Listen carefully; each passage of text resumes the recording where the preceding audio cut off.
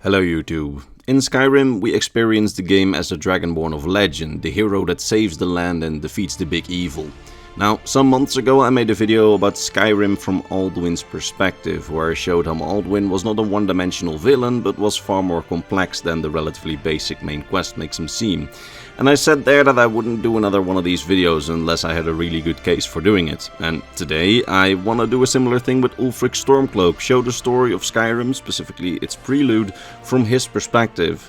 Now, Ulfric isn't a character that most people would describe as one-dimensional, although I do think that there may be a couple of misconceptions about him and that he may be a bit more nuanced than most people may portray him to be.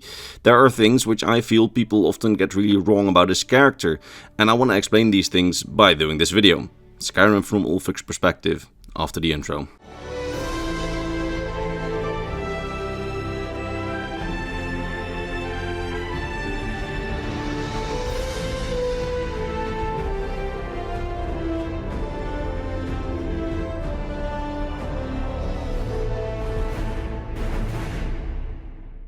So, Ulfric Stormcloak. Now, before we talk about him in earnest, I have to start with the disclaimer that I've been an Imperial supporter from the very first hour. I've always been of the position that if one examines the lore well, the Empire is probably a better choice in Skyrim's Civil War questline for the future of all of Tamriel. I'm specifically not saying the correct choice, as it's a choice written in a very good way to work from both sides of the coin. But that's just always where my lore deep delves led me. That having been said, this does not mean I think Ulfric's a moron or something. In fact, I think that while most people, especially those who are passionate about a digital civil war 14 years after a game's release, they describe him in either a very one-dimensional hero role or a one-dimensional villain role. I think that as a character, he's just far more complex than people give him credit for. In fact, from his perspective, considering all the things that he knows and when he knows them, he is right. He is a man very much shaped and raised by his experiences, and I think that after this video even the most avid Imperial supporters would have to admit that the choices that he makes from his perspective are rational and the right choices. So, right off the bat we need to get something sorted, and that is the mindset of this video and how incredibly full of shit, unreliable, almost everyone in Skyrim is, which is probably the central thesis for this video. Let me explain. Something that I often see people do, including myself in my earlier years, is impose the lore knowledge that we have as the player onto Tamriel. We, who have all the lore knowledge right at our fingertips through amazing fan sites, countless Reddit threads and thousands of hours of deep dive lore videos, we base our choices in the game mostly on that knowledge. However, for this video we will have to accept that your average Nord in Skyrim knows almost nothing about what happens in other places on Tamriel. We play Skyrim, if you play it blind and without absorbing obscene amounts of lore like we do. If you play it, then we play it very much from the Nordic perspective. The people of Skyrim give us info and their perspectives on things, and if we are well traveled in Skyrim and talk to a lot of people, we may be able to piece together some things about what's happening outside of Skyrim or even in the past. Or even within Skyrim, as in lore it's a pretty big place and someone on one end of the province won't really know what's going on the other side of the province, at least in the lore. But we are one of the few people who do this, so travel around the province and talk to everyone. We as the player are one of the few people in the province who get to talk to so many people and hear that many perspectives and piece things together, and even then we mostly just hear the Skyrim perspective or Nordic perspective. What's easy to forget after more than a decade of overanalyzing this game is that there's only a few people who actually may have some notion of what's going on in the rest of Tamriel, and even fewer who know the actual political situation on the continent well. If I had to give you a list on the top of my head, I would think that the Thalmor Ambassador Elenwen, Imperial General Tullius, probably Amand Mochier from the Dark Brotherhood questline, maybe even Maven Blackbriar, considering her connections, and of course the Emperor himself, know what's going on in Greater Tamriel as a whole. And I don't even name most of the Jarls in this, as from dialogue by Jarl Balgruf I sometimes very much get the picture that even they don't really get the full picture of the rest of the world, although I do expect people like the Jarls to know a bit more, as most of them have connections. But it's very telling that even Jarls who really don't like the Thalmor can generally be found attending Elenwen's party during the Diplomatic Immunity quest. As they say, it's there, during these parties, where they can learn a bit more about what's going on in the outside world and inside Skyrim even. Now, why is this important? Well, because in a medieval fantasy world, there aren't readily available news broadcasts, analysis for the public by academics and experts, or even an accurate newspaper across the continent. As a reminder, the Black Horse Courier was only really a Cyrodiil thing from what we understand. This means that your average person doesn't really know what's going on. I mean, in our world, when some High Lord signed a treaty in the medieval ages with some other High Lord, generally the peasants living under him only really heard of this through word of mouth and by the consequences that it had for them, like new taxes. And even then, they didn't generally know what was in the treaty. Not even lower nobles and wealthy merchants tended to know. Is this foreshadowing? Perhaps, but it's also to get you in the correct mindset and bang into your head that we very much play from the Nordic perspective if we play this game blind.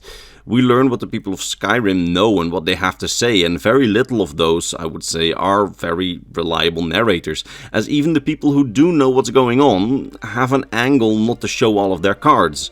So, insanely long setup done. Well into this video. Let's now delve into Ulfric's lore specifically. How did he experience the history leading up to the Elder Scrolls V? What things did he know and when did he know it, and how did he feel about them?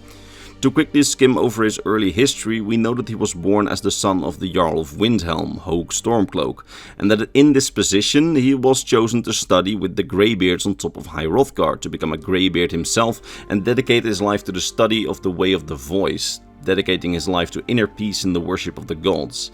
And it's here where I do want to do some quick speculation because, well, it's important, because I have a question. I haven't seen anyone ask this question yet, although people may have asked it since it's been more than a decade, but why on earth would the Jarl of Windhelm allow his heir and successor become to be a monk on the top of the throne of the world? Great question. Most likely because Ulfric most likely had an older brother or sister who was the heir. What happened to them, if they existed at all, we don't know. We have no idea, because there is no actual lore on him having brothers or sisters, but if he did, and they probably died, well, let's say a lot of things would make even more sense now, if that was the case. Especially if this sibling died in the Great War, dying for the Empire, which would add further to his despise for the Empire later on. But keep in mind that this is just pure speculation that is fueled by me just thinking it not making sense that the Jarl would leave his heir on top of the throne of the world, but hey, who knows. That having been said, we do know that he left the Greybeards at one point during the Great War, enlisting to fight for the Empire. And at some point, it has been implied that he became some sort of commander during the Great War. Definitely not a general or even a leader of an entire army, probably not even a legate, but having leadership over a decent squad of his own soldiers, probably like a modern day army sergeant, like a questor or prefect in Skyrim Imperial Legion rank terms, although those ranks are pretty vague, so we don't really know what they truly entail. Now, during the war, it's said that he fought well, and he fought alongside some of the characters that we meet later on during the Civil War questline. His later enemy, Legate Rikke, and later right-hand man, Galmar Stonefist, both fought alongside him.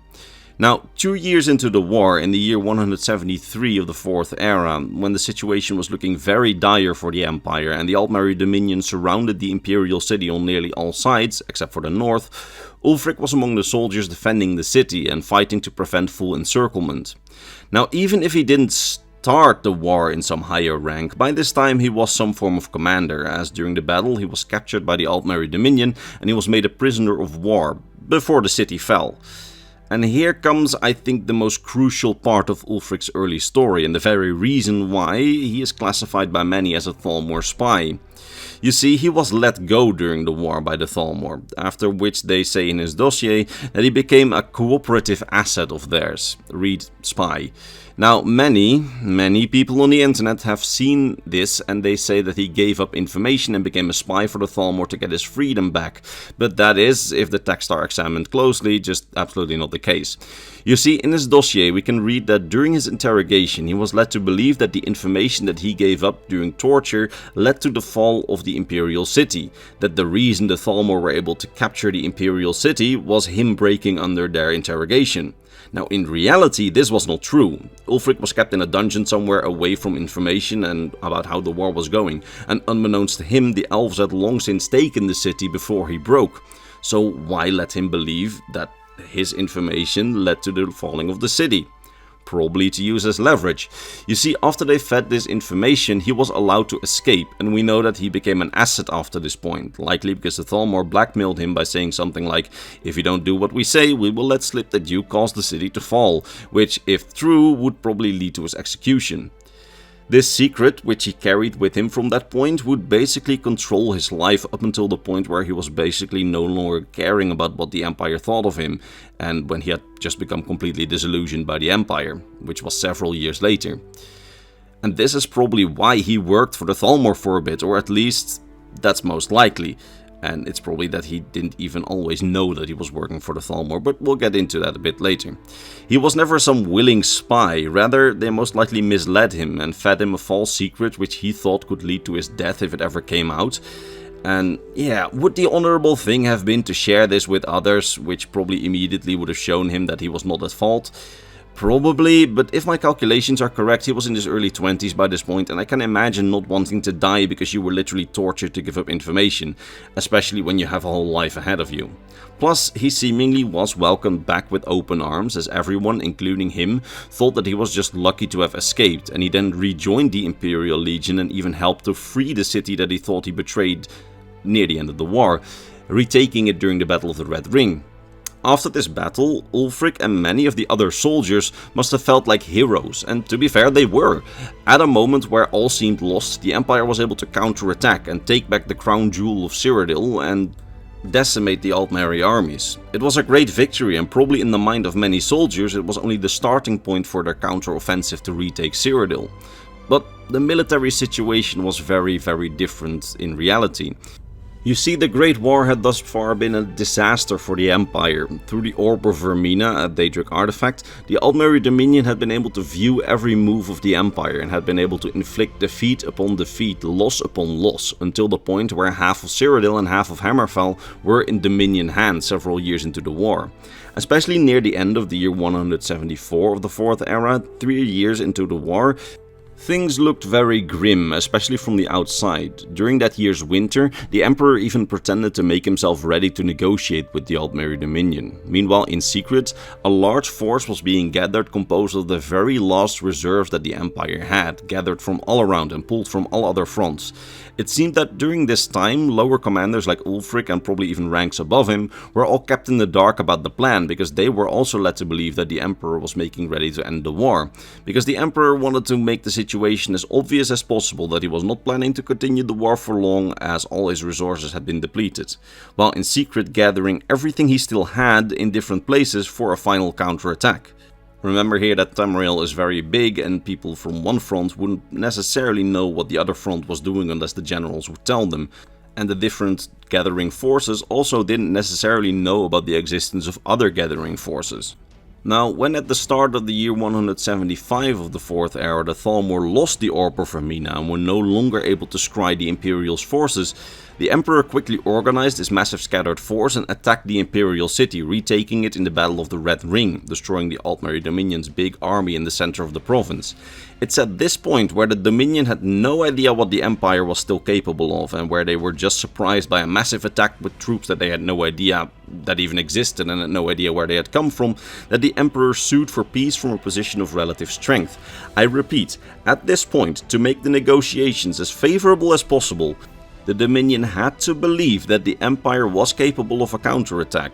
So I am almost 100% certain that at this point the soldiers and lower commanders were fed the same information so that nothing would leak, which is why many former soldiers think that fighting on would have been a possibility. But truly, the Empire was devastated at this point. All reserves had been used, and what troops were left were battered, bruised, and not enough to retake southern Cyrodiil, which at this point, I may remind you, was fully occupied all by itself. From this position of perceived strength, the White Gold Concordat was realized, a treaty which we only hear from in very vague terms, and again mostly from the Nordic Skyrim perspective, so only the things that really affected Skyrim. But here's what we know at least happened after the war. First of all, the Empire had to ban the Blades and had to ban Talos worship and give up some holdings in southern Hammerfell, most likely the port regions, giving the Dominion a better control over the Abyssinian Sea. And second, the Dominion would leave southern Cyrodiil with its armies, and it's highly implied by some of Jarl Balgruuf's dialogue that the Empire also got paid war reparations by the Dominion, as apparently after the war, when the Empire was dirt poor and impoverished, there was suddenly a big influx of gold to Skyrim, one of the provinces not hit by the war and where nearly nothing had to be repaired. But still, there was a lot of gold coming in, so where did that gold come from? Probably from the treaty. But this was a one-time payment, so probably even if the people of Skyrim were aware of this, and if the peasants were aware of this, it most likely would have been forgotten nearly 25 years later when our playtime is. Now, from a political perspective from the Empire, this was a pretty good deal, especially since at the time most people seemed to assume that the Talos ban was mostly symbolic, which at the time it was.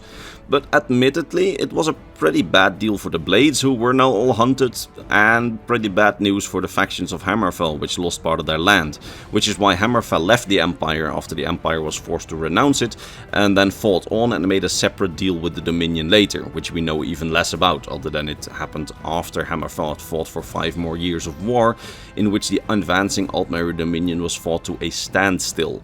The wording that was used was specifically not driven out, but were used that the Altmeri armies were fought to a standstill and then after 5 years negotiated. How much influence the Dominion has in modern day Hammerfell, we don't know. What exactly the deal was that they made, we don't know. But it did make an impression on Ulfric and the rest, in that, hey, we could have fought on. But let's circle back to him, because I can imagine that to him and many other soldiers who were led to believe that the Empire was in a position of strength after the Concordat was signed, they perceived this as a cowardly surrender. I mean, okay, sure, we get back southern Cyrodiil without bloodshed and potentially a shit ton of reparations money, but this would have been perceived as dishonorable. After all, they believed that they had the upper hand and just gave up the fight and gave the deity that was most important to many Nords. They gave that up and betrayed the Blades, which they fought alongside. It must have been an absolute shock to many on the ground, despite it probably making sense from up high in the command circles. And we know that Ulfric especially did not take this all very well, as the moment that he returned to Skyrim he formed a militia with fellow disgruntled soldiers that did not particularly, let's say, enjoy the whole situation.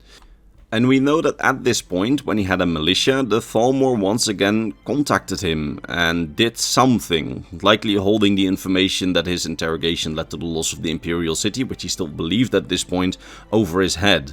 We don't know exactly what the Thalmor asked of him, but completely coincidentally, Ulfric then helped the then Jarl of Markarth, who had been driven from his city by the Reachmen, to retake his city. Watch my video on the Markarth incident in the description for a precise analysis on the Markarth incident.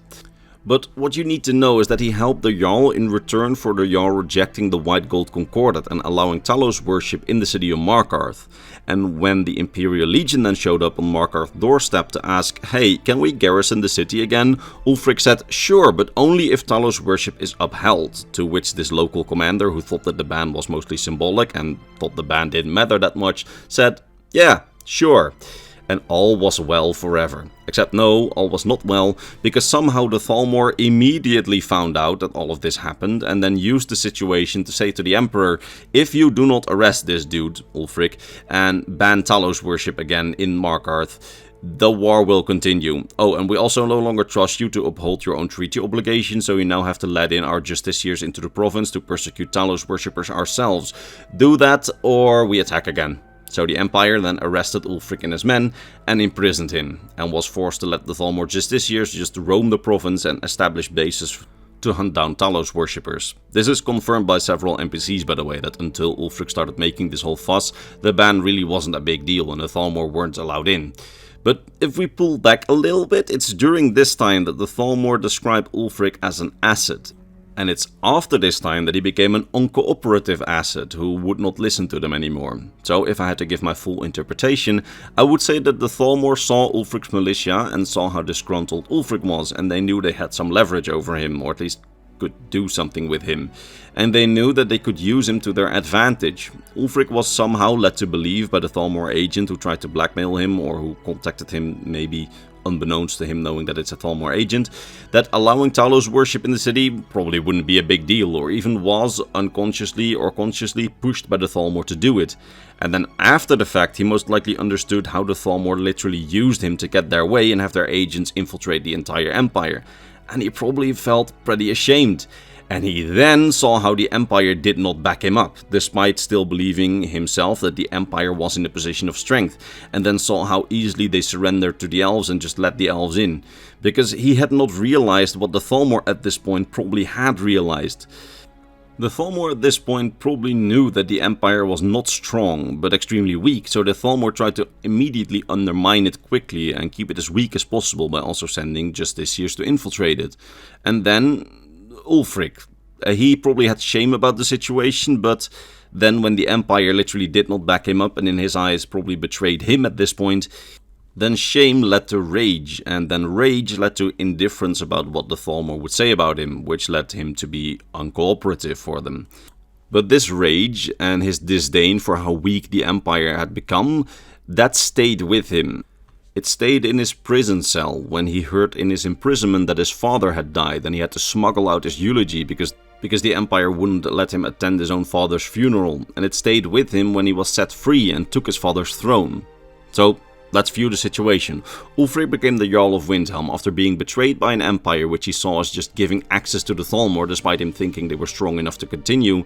He had seen them just give away Hammerfell for no reason, he saw them banning Talos, which he saw as Nordic heritage, and they did not stand by him but arrested him when the thalmor told them to do so.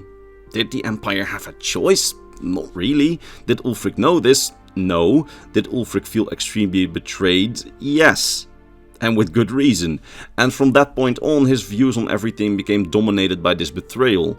When the High King of Skyrim, Istlot, died, a moot was called, a meeting of the Jarls where they vote to confirm the new High King.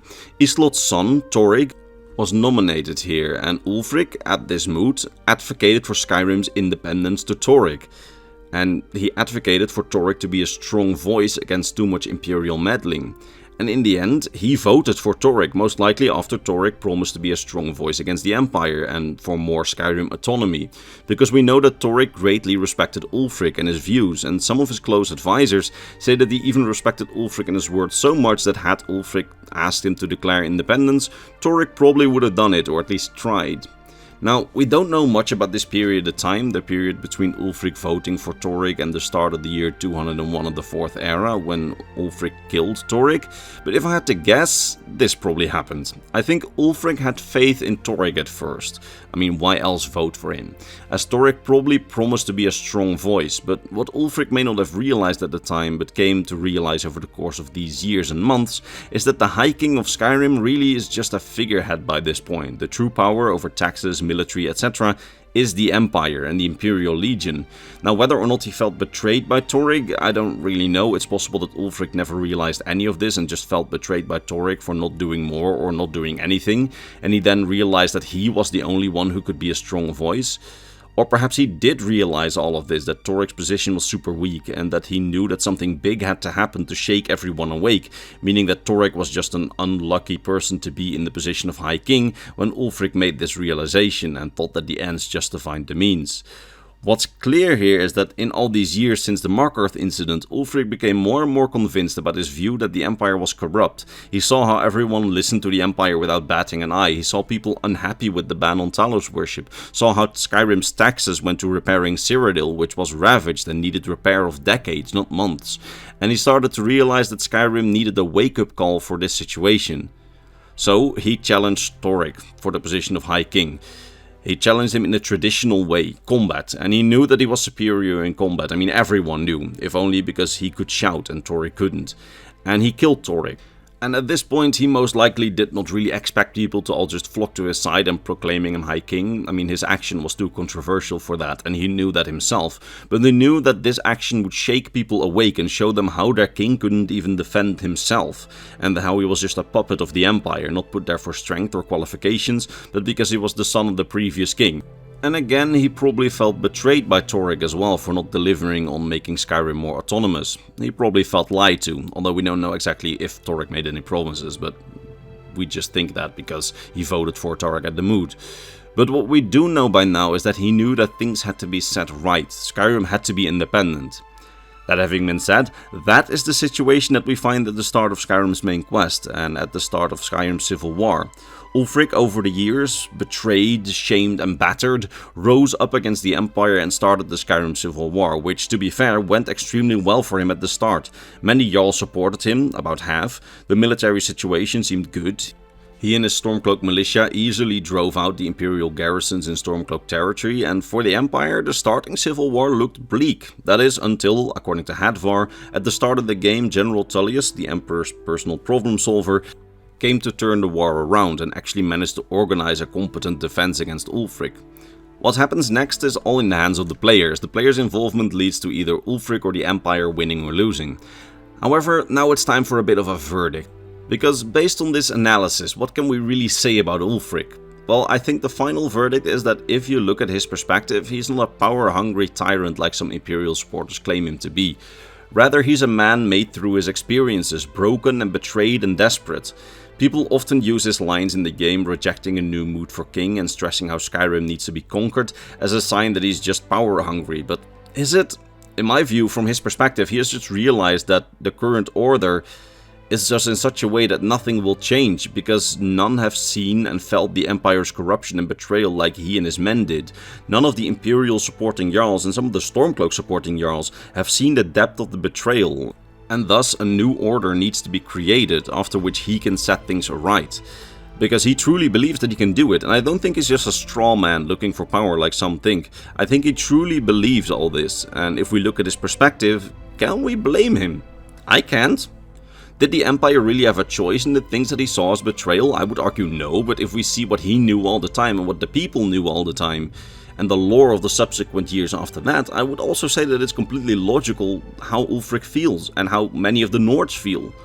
Would he have felt differently if he had known more at the time, if he had known the thalmor were probably using him, if he had known the truly disastrous military and logistical situation that the Empire was in after the war?